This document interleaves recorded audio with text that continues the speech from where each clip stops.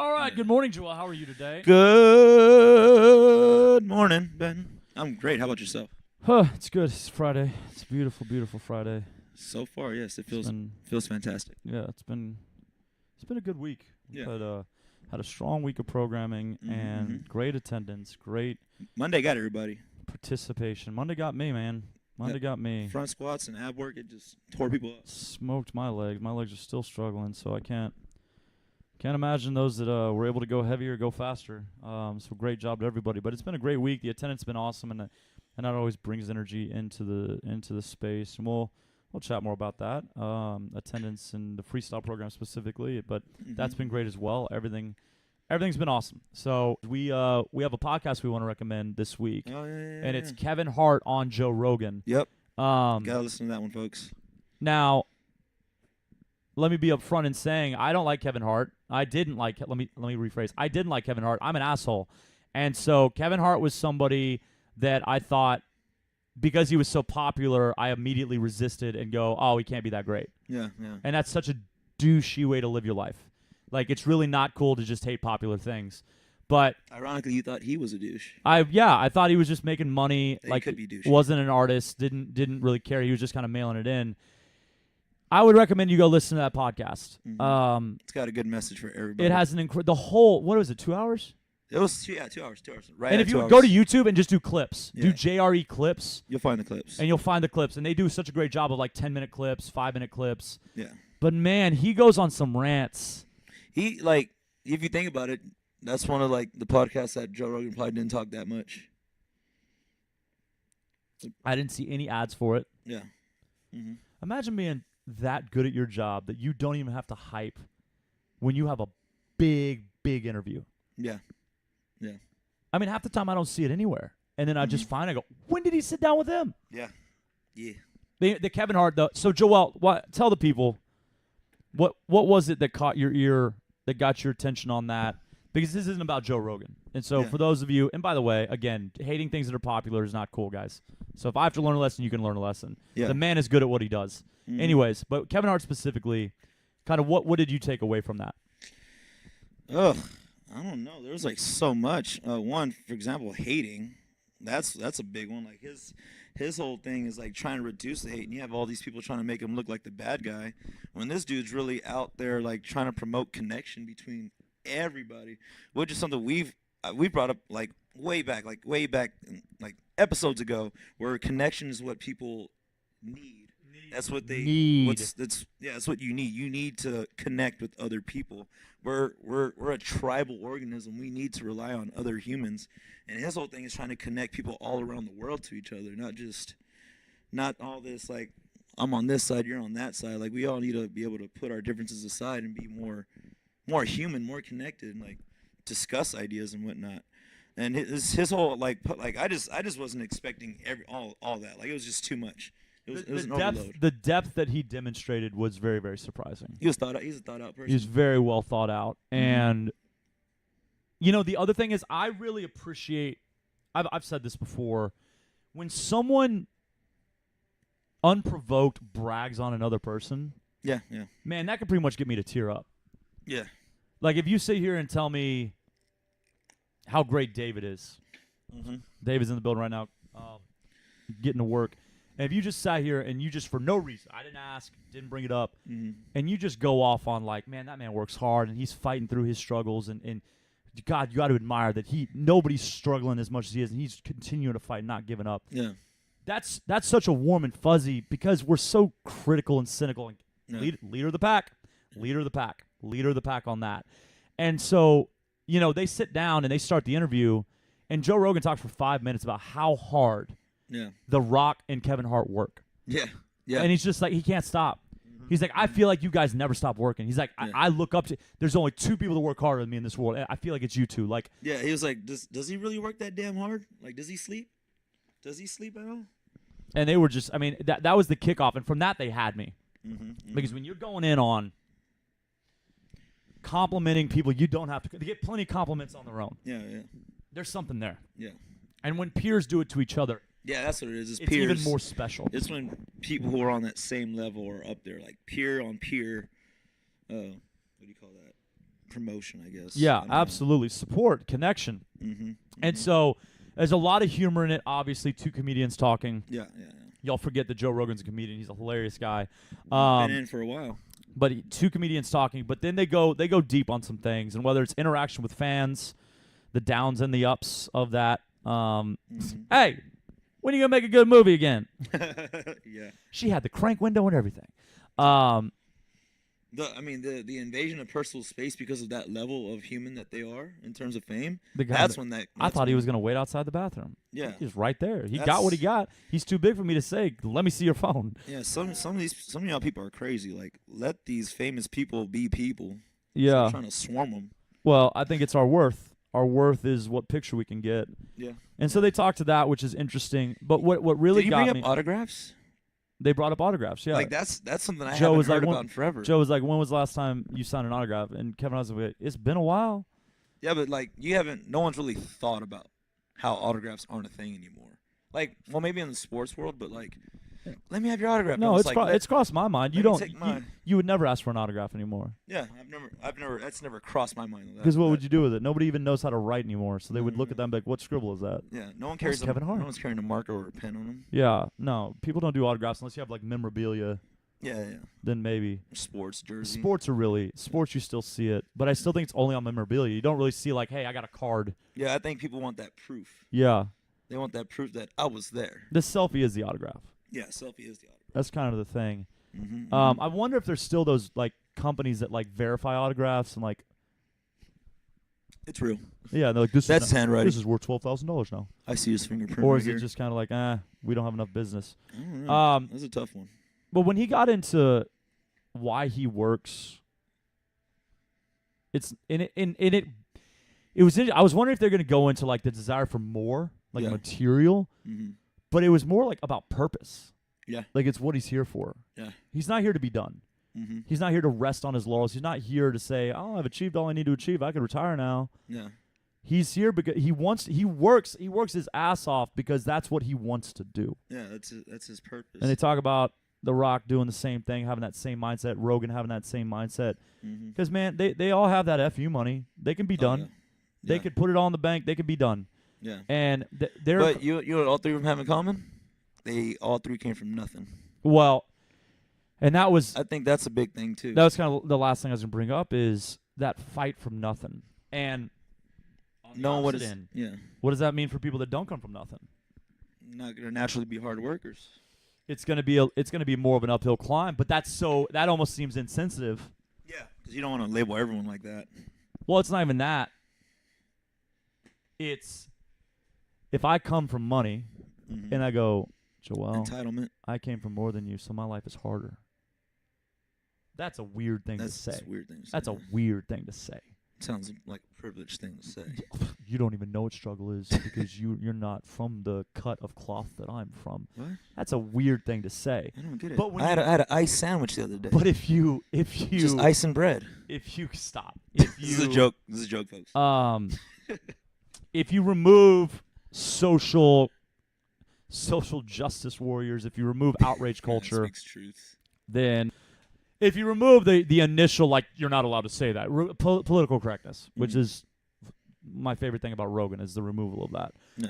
Without being insensitive. Like, you can not be politically correct and still not be insensitive. And then you can have a real conversation. Yeah.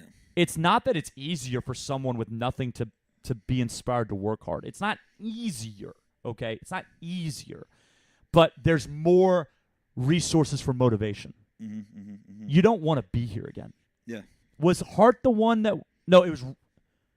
Rogan was the one who was on welfare. I think this was the Shapiro conversation. Yeah. They were on welfare, but they didn't want to be on welfare. Yeah. And so he saw what it took to get off of it. And he feels ashamed for being on it, and he talks about his family not being okay with it and wanting to get out of it. And they use Adam Carolla as an example of his parents lived on welfare happily. Like, had no intention of ever getting off of it, and how Adam Carolla used that as the motivation to never want to be there either. Yeah. So it's interesting, and then Kevin Hart came from nothing and talked about looking back on that and never wanting to be in those positions. Or wanting his kids to be in those positions. And not wanting the future to be in those positions. But he also brought that back around, like, I have to make sure they know what working hard is. make sure you know what it takes. Like, all this shit isn't given to you. You gotta work for it. Yeah. And that people aren't always gonna like you and stuff like that. Yeah, and Rogan kind of finished with like the most interesting people he knows often come from nothing. They often have those stories of nothing. And so very inspiring conversation. Very motivational conversation. I'm excited to see what he does with all his Hart companies and everything he's doing with that. I'm now a Kevin Hart fan based on kind of learning more about him. And I think it's a very uplifting conversation that y'all should listen to. Again, do the clips if you don't want to sit for the whole, or you also don't have to listen 2 hours straight. 30 minutes here, 10 minutes there, whatever. That's what I do. It's a free-flowing conversation. I think it's really, really inspiring. I mean, anything else on that? No, I think we can wrap it up there. I think that was good. So this week, let's go ahead and get the serious one out of the way. And it'll be a little roundabout way to get there, but what else would you ask of us? So this week, Miranda launched the Feed the Wolf podcast, which can be her pet project, and she's recording on Thursdays right now, and we're releasing on Monday. So right now, it's only on Podbean. iTunes, it's in the store for approval. Once it gets approved, we will share that link. Feed the Wolf podcast is going to be a mentality podcast led by our very own Miranda DeMarc, talking about common issues that she comes across in the athletes here as well as in her own life. We're really working on her, kind of exposing her vulnerabilities for the purpose of growth in herself and in others. And so we've posted 2 episodes so far. 3rd episode will go up this coming Monday. The first episode was on growth in relationships. The second episode is on negative self-talk. And the episode on this coming Monday will be about the rules we live by, meaning the rules that we've adopted through childhood that we may not realize we've agreed to. If you were in our book club last year and you read the 4 agreements, a lot of similar conversation we had around that. So look forward to that. Now, the reason I bring this up, Miranda is a strong woman that feels convicted to lead other women towards strength and help them navigate the world that women have to deal with on the daily. And one of those things is unrealistic expectations on body image and self-confidence and things like that. Now, Miranda has a face you want to talk to. People have been sharing with her to a higher degree than most coaches would get shared with in their first month or 2. People are opening up very quickly to her. And this is really powerful. It means that we hired the right person. And it means that she's making herself available and making herself approachable and demonstrate vulnerability so that people feel comfortable demonstrating vulnerability to her. And that's amazing. So if you haven't met her, you need to get in here and meet her. She's amazing.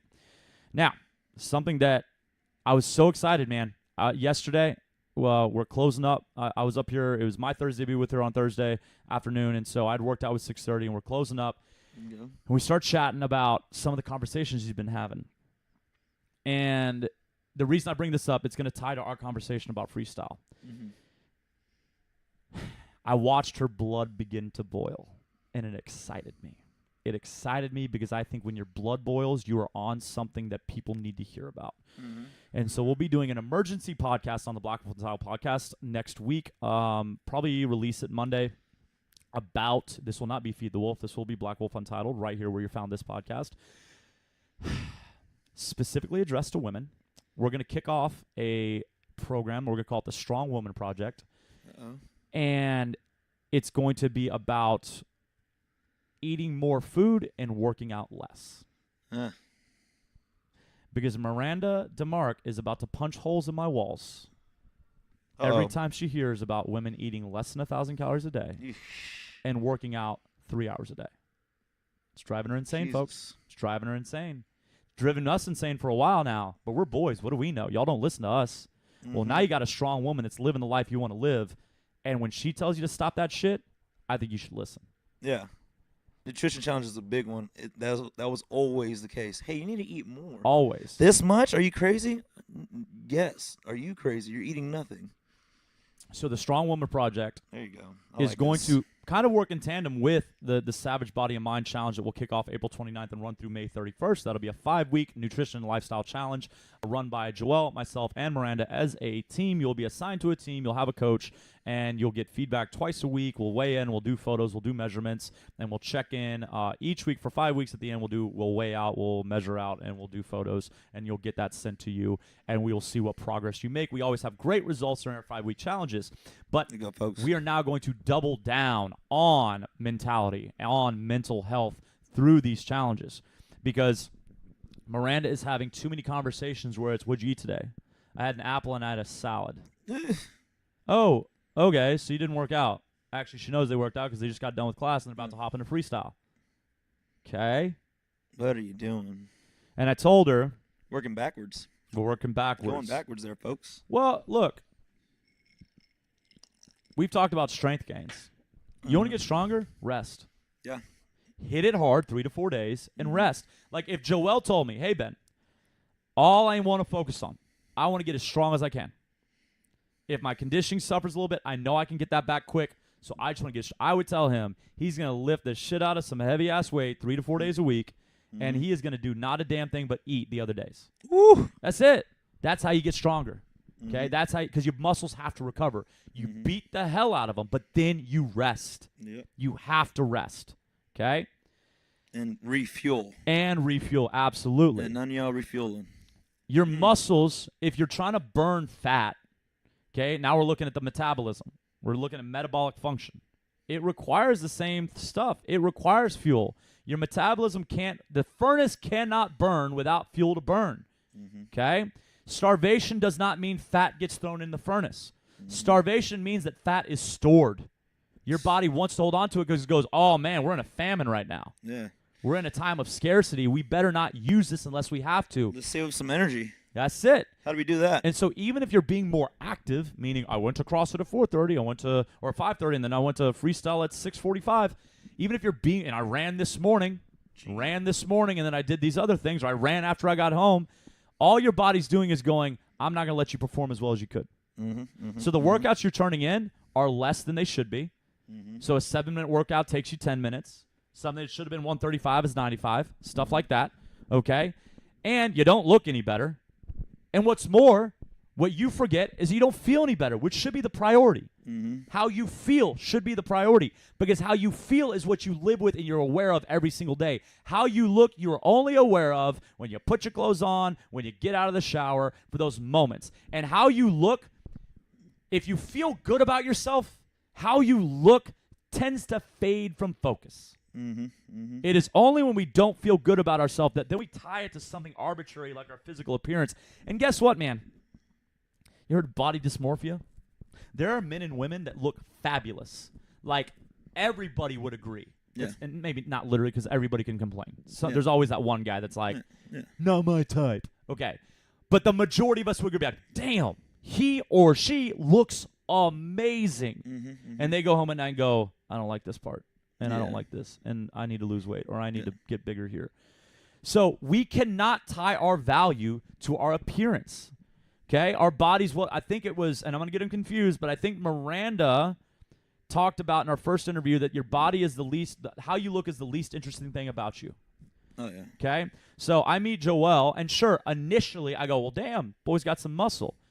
But then once he speaks to me, I no longer care about that. It's his personality. It's what I can get from him in our conversation that matters. So if he rolled up to me and he was a little bowling ball of fat, maybe I'd say initially, because I'm an asshole, but damn, the guy's a little chubby. But then as soon as he is awesome, I'd be like, I don't give a shit that he's chubby.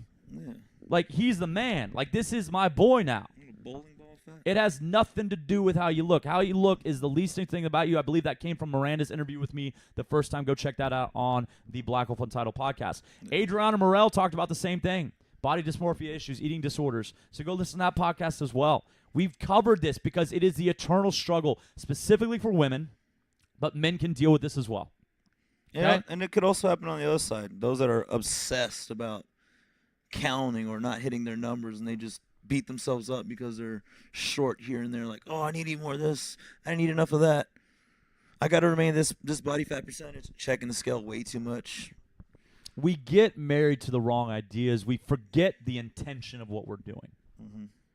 We forget that it's not about the numbers. It's about how the numbers. The reason you have those numbers is because those are supposed to be the ideal numbers for you feeling your best.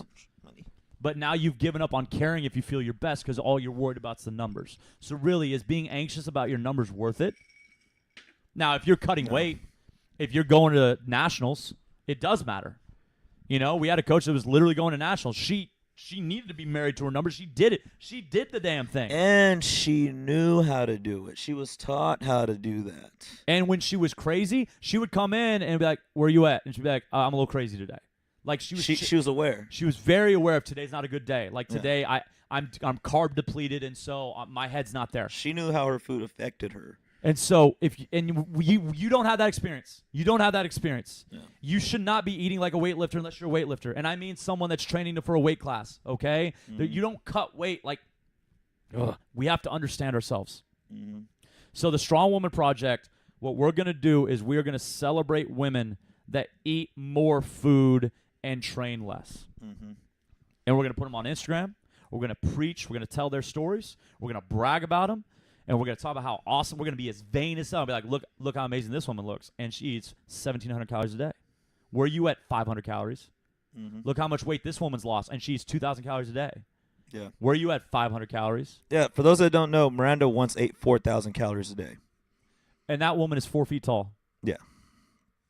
Yeah. She's not really. She's probably like, what, 5'3"? 5'1"? Around there. 5'3", 5'2". I'm bad at height. How Me tall as well. I'm how tall are 5'5". you? 5'5"? 5'5", 5'6" on a good day. Okay. I have no idea. So she's like 5'2". 5'2". She's like 5'2". She's little. Little. 4,000 calories. Yeah. I've never eaten that much. Not counting. Counting I 3. guarantee you've gotten 4,000 calories in a day before. Yeah, probably by accident, you know. Not by accident. You just weren't counting calories. Well, yeah. You get one of those binge days. Yeah, I'm pretty sure. A little bit hungry today. But when counting, 3,000 was like, oh, okay, this is sort of manageable. And that was great. 3,000 was amazing. It was pretty fun. Yeah, I have a dream. I have a dream of getting back to eating about 3,200 calories a day and working out 4 to 5 days a week. There you go. And maybe I'll use the Strong Woman Project as motivation because I want to be an example as well. I undereat daily. I eat 17. I average 17 to 2,000 a day without counting. Just if I don't try. Yeah, sounds like that sounds. But I'm 6 feet tall and I weigh 225. That don't make sense. That doesn't make sense. That don't make sense, folks. Well, but okay. So think about it. What have I struggled with? Think about it. I've struggled for so long now with not having energy to work out. Mm-hmm. But I've also that entire time been eating 1,700 to 2,000 calories. Mm-hmm. And then lack of sleep as well. And waking up early and whatnot. All the stressors of not sleeping enough. Cortisol levels get jacked up if you do that. Mm-hmm. Starvation can cause stress hormones as well. Mm-hmm. Mm-hmm. And so when I'm eating, like it's not a mystery why you just said when you ate 3,000, it was great. Yeah. It's great, man. When you eat enough fuel, you feel unstoppable. You become unstoppable. You literally do. I mean, you run through walls. Mm-hmm. Mm-hmm. I still remember we had an athlete here. She was a very consistent member of our 5 a.m. She's now, you know what? I'm proud of her. She's proud of her. Shannon. When Shannon was here, she's coaching at Tough Mudder now. Still doing CrossFit, but I think she's actually she's still teaching, I believe. She's killing it. It's really fun to see her grow and kind of embrace her passion for fitness. So go check her out at Tough Mudder. By the way, Precision Gym Maintenance, cleaning Tough Mudder boot camp every 2 weeks now. So way to go, Stephen Oliveris, building a hell of a business there. It's pretty amazing what he's doing. Mm-hmm. I think you can't say enough about that. But Shannon, when she was here, she was probably consistent. She was not under-eating. She's eating about 1,200, 1,300 calories. She jumped on a challenge, and we bumped her up. I want to say it was 1,750 or 1,850. Mm-hmm. So a big jump. Big jump. Okay? That could be another meal. And this was a woman that was already working out consistently, going hard. She's a great athlete. Mm-hmm. And you know what happened? She got herself a six-pack. She started lifting heavier, started moving faster, started sleeping better. Started providing fuel for the vehicle. She did it all herself. She did it all herself. But all she needed was someone to be like, it's okay to eat more. let's do this. Yeah. Let's see what happens. See what you could actually do. And she did it, and she never looked back. And this was not a small woman. I'm not talking body weight because that's one thing I don't feel comfortable, even though we should be able to say body weight. You should, whether she's 115 or 165, she's neither of those. You should say, damn, she looks good, she looks proud. That doesn't matter. So we need to get off that body weight stuff. Yeah. But this is not a woman that was 105 pounds. Mm-hmm. Okay? I think I looked up to her. This was a real woman. Literally, like, okay? Hey, Shannon. And so there's no excuses. This isn't like when I say 5 a.m. went fast. You go, well, yeah, Jerry's a good athlete. You rationalize you not going fast. There's no reason for you not look up to this woman and be like, I am you and I can be you. Okay? She should serve as an example to you. Mm-hmm. She increased her calories by 400 to 500 calories And she was already eating a lot compared to most people. Yeah. 1,200, 1,300. If you got that as a food log for first week of food challenge, you'd be happy as hell. Yeah. Because we're used to 500 calories. Mm-hmm. She was already eating a lot. She added 500 calories to it. Okay, she added what most y'all eating in a day to her diet already, and she lost weight. Lost weight, got fitter. Didn't do 2-a-days. She only trained in the class. She came 4 to 5 days a week, okay, and she worked all day as a teacher. Yep. Lost weight, looked awesome, lifted more than people in the class. Why can't that be you? It can be. Which brings us to, we'll get off our soapbox on the women for a second, because Miranda's going to get you with that. Freestyle. Freestyle's been great. Freestyle's been great, but some concerns. Little bit. Now, logistically, the concern is that there's just simply too many people in a class. Mm-hmm. Because the space is not big enough. And also, that's supposed to be a more intimate class in the first place. Yeah. And we don't have front desk people right now, and so, like, capping a class is difficult. But clearly, that's what we're going to have to move towards. Mm-hmm. Second thing.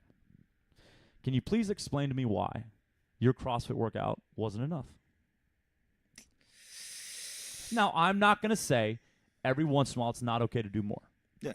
Absolutely. Yeah. Unfortunately, we have a few people that are doing more too often.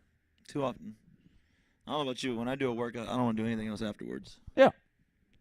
That's how you're supposed to hit it. So, like if you want to go do some curls, that's fine. Yeah, some accessory work. Like, you want me to go get my heart rate back up? Mm-hmm. That's counterproductive. Might be working backwards again. So I think we're going to need to create a kind of education program on when is it appropriate to get over there and when is it not. Yeah. And there are days. There are CrossFit days where maybe it's a longer, slower workout, and so then you want to go get some hit in. That's fine. Mm-hmm. Like, there are days it can make sense. Yeah. But there are days I watch people go, and I'm like, did you not? So now I know you mailed it in over here. Yeah. Like, why are you not still on the ground? Yeah. We're going to have to address that. And y'all need to understand that more is not better. Yeah. Okay? And it also goes against the CrossFit methodology. More can be worse. The whole idea is to prioritize intensity. And I know who does too many 2-a-days. And there's some of our good athletes that do too many 2-a-days. Mm-hmm. And they're also the people that have not gotten better. Yeah. Even if you're still top of the class, kids, I don't give a shit. Are you accelerating past everybody else? Or are you just kind of hanging on? And those of you at the top that are doing those 2 and 3 days, you haven't been getting better. Still the same faults, making the same flaws, making the same issues, taking on the same issues in your movement, and your intensity hasn't changed. So I want to impress upon you the necessity of doing less, but doing less with more intensity and more focus. It's virtuosity, okay? Doing the normal exceptionally well. Like, let's take on our workout today. Today's workout's a good example. 5s in the overhead squat. Mm-hmm. And then a workout that literally could take you 4 minutes. Man, I like me some overhead squats. Hell yeah, you do. So, if you can challenge yourself on the overhead squat, then a 4-minute conditioning is all you need. Yeah. Now, where there might be a caveat, and there's no fitness tonight, so they don't have the option, would be if there's technical inefficiencies in my overhead squat. Mm-hmm. You know, if I spend 25 minutes practicing, that's still great because we forget about the neurological pathways that need conditioning the same way that you physically need conditioning. Mm-hmm. Okay, you have to get reps in. And so even if you get stuck with a PVC pipe for the 25 minutes of squatting, you still are getting a degree of conditioning. Yeah, you're teaching your body something new. Absolutely. So there's still exhaustion attached to that. I want to encourage you to do less and be shocked by the progress you make. We've seen it everywhere, man. You want to train for a half marathon? Run less than you think. Yeah. Oh my gosh, you ran faster? That's really cool. You want to get stronger? Lift less than you think. Less often. Yeah, less often. You still got to lift. You got to lift heavy, and you got to be consistent. But lift less often. Oh, you got stronger? Crazy. Mm-hmm. You know, you weren't breaking yourself down too much. It's Hemingway's. Stop before you're done. Like it's everything. Like everything is about do less but do it better. Yeah. Moral of the story there: do less but do it better. Put more intensity in it and stop burying yourself. Mm-hmm. There's no badge of honor for I drove myself on the ground for 3 hours 3 days this week. That ain't it. Yeah. That ain't it. Okay. You know what makes that sound bad? Okay, how'd you refuel? Well, did you actually sleep afterwards? Or are you up all night? say if you're training 3 hours, you better be sleeping like a baby. Yeah. And I don't mean like you make time. I'm saying like you shouldn't have a choice. Your body ought to be like, all right, bedtime. Yeah, if you're busy at work, you do not need to be busy in here. You know, like that's another thing. People are swamped at work. Then they want to get something in here done and then do more on top of that. Julie and then they're less Starrett. productive at work. Julie Starrett talked about it. I forget. Kelly Starrett, Mobility Wad, his wife, Julie Starrett, who's equally as influential. She talked about in one of her interviews, I forget who was in, maybe it was Khalifa, but she was talking to somebody, and she said straight up, she goes, if I sleep 4 hours, I'm not training that day. Yeah. Because it's counterproductive. Mm-hmm. She's prioritizing her recovery. And this is a woman that is, one, married to the biggest movement guru in the world. Like, how does the body function? Kelly Starrett. Go ask him. Yeah. Okay? And two, again, on her own, she's an attorney. This is a woman that's educated and prides herself on education. She's launched the Standing Desk Initiative. She's responsible for a ton of classrooms having standing desks now. This is a woman doing stuff. And so this is an intelligent woman talking about, in her own life, a woman that prioritizes performance. She's an Olympic-level kayaker. Oh, shit. Olympic-level kayaker. Okay? She says, if I sleep 4 hours, I don't train the next day. What about you, kids? Are you an Olympian? But you still train the next day? Who's got it figured out? Got to get it in. Make sure the signals are being sent. If you're training 3 hours and you go home and go straight to sleep, cool. But I bet what happens, you go home and your body doesn't shut down. Fuck no. I bet your eyes get real big, you start shaking, you lay in bed, you're like, I can't go to sleep, I can't go to sleep. But you train for 3 hours. How can you not be tired? Yeah. Oh, I'm a superhero. No, you're not. You're broken. You're broken. So, yesterday, I went exploring. We were riding around for hours. Like, I knocked out when I got home. Like, I couldn't believe how the time I woke up from what I thought was going to be a small nap, I was just so tired. I was so tired. And I was like, okay, well, I just need to eat and then go back to sleep, I guess. There you go. I was so tired. On my bike, it's constantly pedaling as well, so that doesn't really help. It's not the most convenient day-long ride bike, but it's nimble. It gets me places. I could jump it off things and not worry. Not the point, but I was so tired after that. Yeah. I was done. Yeah. And that's how it should be. Active recovery, folks. That's how it should be. Go explore. So, yeah, get out. Use your fitness outside the gym. Yeah. That's fun. important too. All right, we can get off that now. Please Yes. take that to heart, though. Examine your life. Yeah. Are you doing more harm than good? Yeah. You deserve your best life. But if you make these dumb choices, if you get tricked into chasing the carrot of more is better, you don't deserve your best life. You deserve the mediocre ass life you got. Okay? So, keep that in mind. It is daunting, man. It is scary to eat more to lose weight. Mhm. That's scary because you're like, this is counterintuitive. And it could be equally scary or intimidating. It's not scary. It's difficult to, like, is it that important to be scary? But, like, it's scary to think if I do less, I'll be a better performer. No, I think that's more confusing. It's Confusing. not scary. It's just confusing. Like, how does that even work? It's hard to trust. It's hard to trust. Where did we learn that more is more? Like, where was that taught? Well, 'Cause that's what everyone thinks. it's marketing. It's excess. Think about work. We're more efficient than we've ever been, yet we still work longer hours. As automation came in, we should have started working less. Yeah. But instead, it was like, oh no, you can just produce more in your 8-hour shift. Yeah. And so so- that's killing people. And now, and then, Figuratively and literally. and then think about money. More money's better. Like, don't stop. You never have enough. Marketing. If we sell T-shirts, right? Well, the reality is, if you buy one shirt, you probably don't need another shirt. Yeah. But we need them to buy more, or else we can't sell T-shirts. Like, more is just everywhere. And I think you then adopt it into every aspect of your life. You assume more is better. But it's weird because we don't think more sleep is better. This is a weird one. We don't think more that should be vegetables. the easiest one. More vegetables is better. It's interesting how we apply it, but that's just humanity. It's just kind of our flawed brain. I think it's overstimulated, and so we get drawn the wrong areas of focus. I need this. I need that. I need this. I can't do this without that. I need that. Yeah. I mean, look at binge watching. More TV's better. Man, I've been watching. So exciting news! Billions is back. Billions is on Showtime. Paul Giamatti's in it. It's a pretty interesting show. Season 3.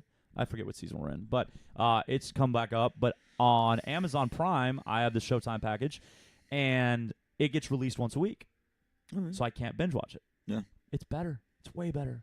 from the time I manage, but also like absorbing it. Yeah. Oh yeah. Yeah. And we sure. talked about that a little bit, but like Yeah, absorbing it, You like binge watch, you miss things. it's way better, man. I've been watching The Marvelous Miss Maisel at one episode at a time. I will not watch 2 in a row, and I'm unpacking it and thinking about it and processing it. Just one episode at a time as well. No, Or- it's because I'm behind. okay. You're exercising some I major exercise discipline, self-control. major self-control there. But I think we've been conditioned to believe more is better, and How so long are each episode? it must. Is it like the 45 type? It's 45 minutes? yeah, I think it's like it'd be an hour with I commercials. think that helps because when you got the smaller shows, it's easier to binge watch those. Which is, I'm telling you, that's where the future's going. The shows are going to get smaller. It's more difficult access. to watch The Office one episode at a time. Yeah. 'Cause you're like, oh, just one more won't hurt. Oh, just one more won't hurt. Oh, and then we talked about second screening it. If you're watching your phone, you don't even feel like you watched an episode. So an Office episode's 20 minutes, and if I'm looking at my phone, I spend 10 minutes on my phone, 10 minutes watching, overlapping. Yeah. And so then I'm like, oh, I just watched 10 minutes TV. I need another episode. Yeah. But then you do 10 and 10 again. And so, I don't know. It's fascinating. But the more is better thing, gluttony. It's gluttony. It's gluttony of the mind. It's gluttony of everything. We're gluttonous in our consumption. Yeah. We're also greedy. We want more. And we think that just applies to money. But like, I caught an episode of Hoarders. Not the whole thing, but I caught a piece of it. Man, that is some serious shit. we've had a very discouraging week of TV. Yeah, and that's why I don't watch TV. That's why I stick to YouTube. My goodness, this lady had a mansion and it was full. A mansion. And she didn't want to get rid of anything. Like shit that was clearly like no use. I could use that. Oh, you know what? That's still in good condition. Man, that has mold on it. Ugh. No, it looks good. Keep it there. God, that is. But how different is that mindset from I need to work out 3 hours? Well, I mean, that's what I was gonna Yeah. lead it back to. Like, how different is that? It's not. Yeah. Like the clutter is like your damaged body. We differ by degree. Yeah. That's it. Yeah. Like, don't think you're better than that person if you're stuck thinking more is better. You're just a hoarder in a different way. Yeah. I have to hoard activity hours. Such a crazy thing. So let's get on something uplifting. So yesterday you went on a bike ride around town Yeah. with one of your buddies. Yeah. And that was kind of an escape for you. And Yeah, it was it's great. something you really enjoy. You enjoy riding your bike around. And On so, skateboards. because I posted last night, I did a 2,000-piece jigsaw puzzle Ooh. by myself. Got it Those are done in fun. 4 days. And so, while working, like, wasn't like I had 4 days Does off. jigsaw mean anything in particular? Yeah, I Or think is- that it used to be cut by a jigsaw. It used to be Oh, okay. wood, Okay. and it used to be cut by a jigsaw. Oh, okay. But it's those it's a Yeah. puzzle, like what you think of as a puzzle. Yeah. I posted on my Instagram if you want to go check that out. It's a big Disney puzzle. It's really cool looking. Hey, I'm sorry. Quick interruption. Puzzles. Let's not forget that. Did you know that there's a Steamboat Willie Lego set? I feel like I've not seen. It's I think it's $90 or $80. Jesus, Legos are expensive. But they have a Steamboat Willie edition. Legos are expensive. I think I may have seen on Instagram, but I have not Okay. seen in I person went yet. to the Lego store. Galleria. Just to walk in. It's pretty cool. It's so cool to walk in there. It's pretty cool. Yeah. I just get happy looking at all the different things you could just It is. mess It's really with. cool. and they have like different categories of like architecture, Hogwarts, Marvel, like that's so cool. Yeah, I'm thinking about expanding. So I have the Hogwarts castle in there. Yeah. I was thinking about getting the extension to that and getting the whole set. I think my favorite thing would be the tech. It's The ones that kind of do more stuff. Yeah, Yeah. I think that'd be my favorite stuff. Yeah. Like they have like maybe the motors you could actually crank and watch. I think the Bugatti one you could actually crank that motor and the pistons actually fire. There's I want to say the Lego store. Oh, where were they? I saw it on the vlog. In Orlando, maybe. There's a life-size Bugatti Oh yeah. made out of Legos, and it Mhm. drives. Real slow though, right? Yeah. I'm I think, sure. Yeah, because it's not an engine. It's Yeah. it's a Lego motor. Okay. It's like electric. Yeesh. I bet It's that got took Lego forever. brakes. It's Bet that gigantic. took forever. It's gigantic. But I mean, Legos are fine. Legos connect to puzzles because Legos are puzzles. Yeah. But I'd posted the picture, and Yeah. I admitted it, and I was like, humble brag, because every time you post on Instagram, you're humble bragging about something. Like, Yeah. you literally be like, whether it's like, I got a cool shot, or like, look at my dog, or look what I'm doing. It's usually look Social at me. media posts are bragging. Like, no matter, stop pretending. Yeah. I'm doing it for the betterment of society. No, you're Yeah. not. You're not. You're doing it to make yourself feel better, and that's fine. Let's just agree. So, little humble brag. Yeah. Hey, I did this. Want someone to see it. But a big motivating factor was I was taken back by how much I was able to shut my brain off while Just- doing it. One night I worked for 6 hours.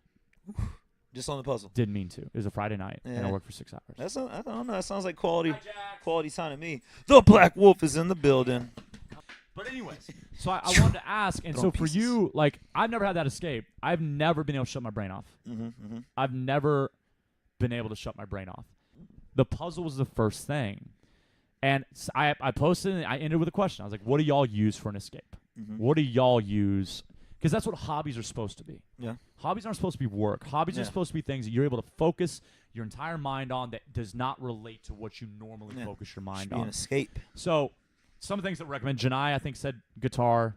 Yeah. Jay said video games.